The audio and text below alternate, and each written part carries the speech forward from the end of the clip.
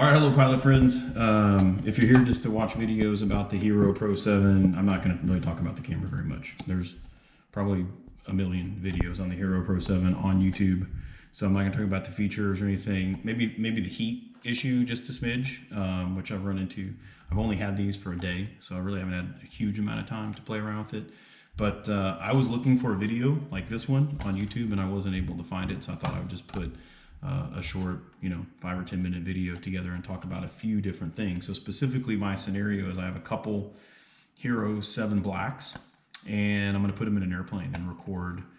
So if you got to this video and you don't know how you got here, if you look through my other videos, you'll see that I've got maybe a dozen or so in an airplane. So for the last 6 years or so, I've owned a Cherokee, Piper Cherokee, and I've probably got about a dozen videos on my site, on the YouTube site, flying my friends and family around stuff. I'm selling that partnership in that airplane, and I've already bought into a partnership with the Mooney rocket. So I've got transition training to do, and I'm doing my instrument rating soon. So I wanted to have a couple really good cameras to be able to record. I like the features. I like being able to. I got my phone over here so I can see what's recording in this camera. I thought it would be a great camera. I love the ability to do 4K, although I won't record 4K in the cockpit. Probably 2.7 for one of the cameras and 1080 for the other, and then use Premiere to kind of munch that together. But the couple things I want to talk about. So the big issue obviously is I've got 128 gig SD cards in both of these cameras, which is about 4 hours of high definition video, but the batteries last about 45 minutes. And so when you're in an airplane and you've got a camera in one of these things, which, by the way, real quick, this is the mount for this thing. I'll talk about it in a second. But when you got your camera in here and it's mounted up over here and the battery runs out, trying to get all this stuff down, to change the battery out, do the whole thing, and not even really knowing when it goes out, you're obviously preoccupied doing some other stuff. So it doesn't really make for a very good experience. So I was looking for a way to power both of the cameras that I have without even really having to worry about the battery and having charged batteries. And so this guy came along. Unfortunately, not a cheap option. It's a couple $100 for this kit, but you get a nice case. You get this mount, which actually I'm really pretty happy with it. So you put it to the window, give it about 3 or 4 pumps. You can see it's sticking on my hand. You got one twist right here that gets you whatever the configuration is that you want, and then you can tighten it back up one place, and now you're stuck. And so obviously you get the option to do this as well too. But this is pretty awesome. So I'm pretty happy with that. We'll definitely be using this thing. You get the prop filter, which I'll talk about here in a second, but the main thing is the cable. So you can see in the picture here, you get 4 things. And the one is the cable, which is down here at the bottom. So this gives you, it plugs into the camera, into the Hero on the USB-C port, and it gives you, so it's a pretty long cable, which is nice. Not sure exactly how long, but you get the 1/4 inch to plug into the panel, and then obviously the headset plugs in here, which makes it handy. It's hard to tell when you're looking at the pictures in the documentation what this port is. So you got looks like probably an 1/8 inch, like a headphone jack port here, which is pretty standard for the audio, but then this is actually another USB-C. And it charges. And so you can see that I've been charging this thing about 57 minutes. And I actually just shut it off for very briefly to format the SD card and start back up. Before that, I was running it just like this for 30 minutes. So it's been going for an hour and a half. I'm recording at 2.7K. Again, I mentioned I read some things about heat. I actually ran into this. I had it on 4K, was doing some testing, and the thing barely made it, 10 minutes, and it shut off, and it was super hot. So the only thing I think with this camera, it's plastic housing, and the only thing that's metal is the piece, the sort of housing around the lens. And I'm pretty sure they're using that as some kind of a heat sink. So it ends up working out pretty good, because this prop filter, again, that comes with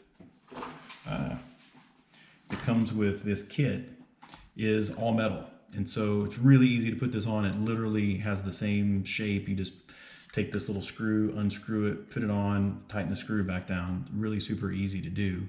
it's all metal. So I believe it's kind of acting as well, it is, it's warm. So it's acting as a heat shield, which I think is contributing to helping this. So again, this will probably be the only camera that I'll use for high definition.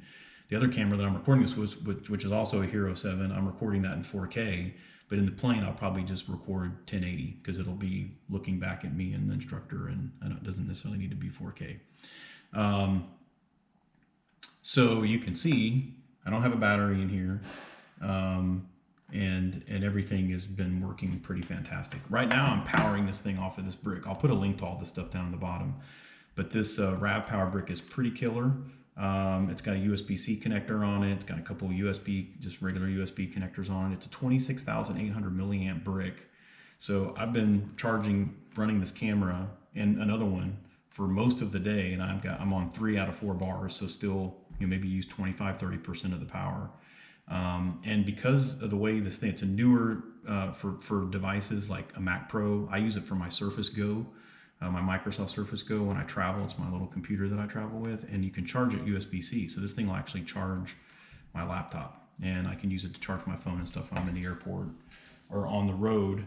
So I'll put a link to that. In the airplane, ideally, I'll be using one of these guys. So we have a cigarette lighter, plug this in, plug cameras and whatnot into this, and you just have continuous power. So that should be fine. The other cable is this guy. So it's this cable here. Again, I'll put a link to it. There's 5 different versions just based on the size of the cable. I've got the longest, it's a 66-inch. And really it's a USB-C on the end, but the only thing is that, and I don't want to unplug this, I'm going to keep it running and see how long it'll go. But it plugs in right here, so you can take the door off and plug it in, and it'll basically just close it up so it maintains its integrity from a waterproofing perspective. So that's really it. That's that cable. And so I'll use this one where I need to plug in for audio, and then I can use this other cable and plug it in to the other one. So that's really it. The other thing that you get on this guy is this thing. So on this cable, I mean, where you do this. So you can take this. So, let's say you're using this cable here, and you've got it plugged into the side of the camera, and it's nice and waterproof. Now you can take this thing, so it's got 3M tape on one side, you can put it right here and then ratchet it down basically, so that if you've got your waterproof case and you want to mount it on your ski boat or something and you want it to be waterproof still, but you want to wire it into your boat or something so that you have some continuous power, then it's pretty easy to do that. So far I'm pretty impressed with this. The reviews, when you look at the number of stars, would maybe lead you to believe that it doesn't work very well.